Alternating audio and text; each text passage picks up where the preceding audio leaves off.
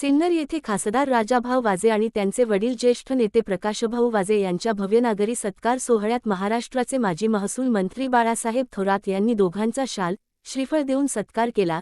यावेळी महसूल मंत्री बाळासाहेब थोरात यांनी राजाभाऊ वाजे यांनी विचारांशी, लोकशाही मूल्यांशी आणि भारतीय राज्यघटनेशी प्रामाणिक राहून घेतलेल्या भूमिकेचे कौतुक केले।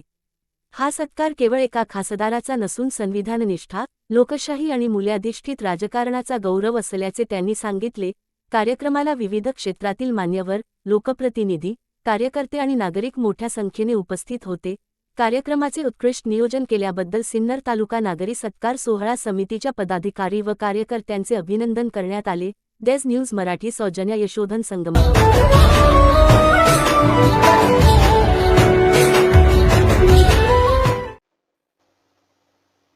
आणि जर विशेष काही न करता एवढा उदो होतोय तर मला वाटतं विशेष काही केल्यावर काय होईल हा प्रश्न निर्माण होतो।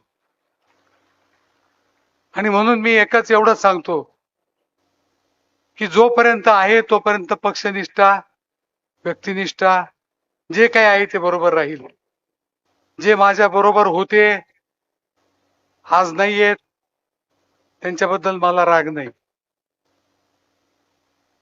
जे माझ्या बरोबर आहेत, जे पुढे राहणार आहेत त्यांच्या बरोबर राहायची माझी तयारी आहे। मी वैयक्तिक कुणाशी वैर केलं नाही। जे काय माझे विरोधक असतील ते माझे राजकीय विरोधक आहेत, वैयक्तिक मला विरोधक नाही आहेत असं मला वाटतं। कारण मी कुणालाही वैयक्तिक विरोध केला नाही आजपर्यंत। आणि म्हणून आज तुम्ही सर्वच जण आलात, शिवसेनेचे आलेत, सर्व पक्षांचे आले, जे जे आदरणीय कोंडाजी मामांनी सर्वजण आहेत, जे सर्वजण लोकसभेच्या निवडणुकीत एकापेक्षा एक पुढे पळत होते ते सर्वजण आज आलेत। मला वाटतं त्याच्यात मला खूप मोठं समाधान आहे। आणि म्हणून मी आपले सर्वांचे ऋण व्यक्त करतो। ज्यांनी हा कार्यक्रम आयोजित केला त्या सर्वांचे, आदरणीय बाळासाहेबांचं स्मरण करतो की त्यांच्या पक्षाने मला एवढं मोठं केलं। भाषण काय करावं हा विषय अतिशय महत्वाचा आहे। कारण मी प्रसिद्धीपासून खूप लांब राहत राहिलो आणि या 4-8 दिवसात माझा संपूर्ण बॅकलॉग निघून गेला। मला सवय नसताना मला सवय झाल्यासारखी वाटायला लागली आणि मी असं वाटायला लागलं की आता माझ्या एकट्याचा ताण हे 6 जण दूर करतील आणि आता त्यांना प्रश्न विचारतील तर ते लवकरात लवकर व्हावं। माझ्याकडून ज्या काही प्रश्नांचे उत्तर पाहिजे होते मी एका ओळीत सगळ्यांना दिलेले आहेत।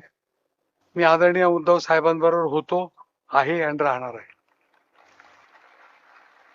याच्यापेक्षा जास्त बोलणं म्हणजे चूक होईल। मी एवढंच बोलतो, माझा बॅकलॉग भरून निघालाय। मला वाटतं माझ्या पुढच्या सर्व राजकीय आयुष्याचा सुद्धा जेवढं काही मला बोलायचं असेल तेवढं माझं 4-8 दिवसात निघून गेलंय। हा सत्कार राजाभाऊंचा होता याचं इथपर्यंत ठीक आहे, पण माझा सत्कार कशा करता केला हे मला अजून समजलेलं नाही। मी काहीच केलेलं नाहीये। मी ना विरोधात होतो, ना बाजूला होतो, ना काही होतो, मी काहीच केलं नाही। फक्त मी एकच गोष्ट राजाभाऊला सांगितली की जिथं आहात तिथं ठामपणे राहा, आपल्या कुटुंबाच्या नावाला,